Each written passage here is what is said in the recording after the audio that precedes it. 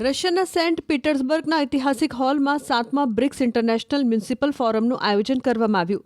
આ ફોરમમાં 126 દેશોના પ્રતિનિધિઓ એકઠા થયા, જ્યાં તેઓએ વર્તમાન પડકારો, આંતર મ્યુનિસિપલ અને આંતર પ્રાદેશિક સહયોગ, વ્યવહારુ ઉકેલો શોધવા ચર્ચા કરી.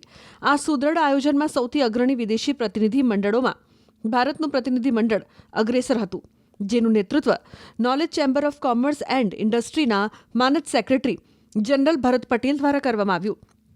બ્રિક્સ સંમેલનમાં ગુજરાત રાજ્યના ડેલિગેશનના દરેક સભ્યો દ્વારા બિઝનેસ અને બેન્કિંગ ક્ષેત્રના પોઈન્ટ ઉપર સ્પીચ આપવામાં આવી હતી. તેમાં રશિયાની ખૂબ પ્રખ્યાત vodka manufacture company, cyber security, અવકાશ વિજ્ઞાનની ખૂબ જ પ્રચલિત યુનિવર્સિટી અને બેન્કિંગ સેક્ટર સાથે વાતચીત અને મુલાકાત થઈ. ફોરમમાં ભારતીય પ્રતિનિધિ મંડળની ભાગીદારી સેન્ટર ફોર સોશિયલ કન્ઝર્વેટિવ પોલિસીના કામચલાઉ ભારતીય પ્રતિનિધિ એલેક્ઝાન્ડર એવતુખ અને ગુજરાતના મેહુલ રાવલના નેતૃત્વમાં કરવામાં આવ્યું. ફોરમના પહેલા દિવસથી જ આંતરરાષ્ટ્રીય સહયોગ માટે મૂળભૂત રીતે નવો અભિગમ દર્શાવાયો.